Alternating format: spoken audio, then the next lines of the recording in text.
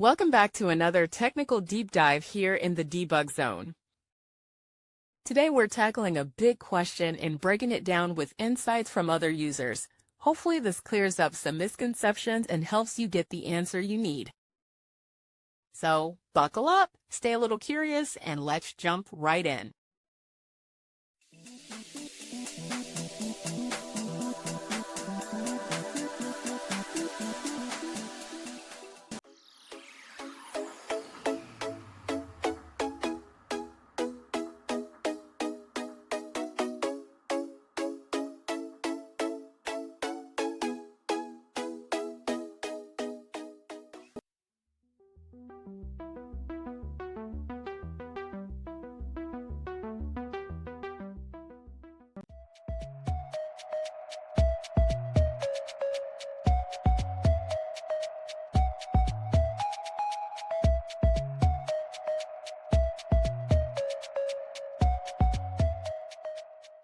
And that's a wrap.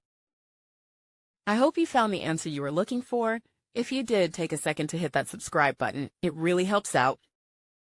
And let me know in the comments which solution worked best for you.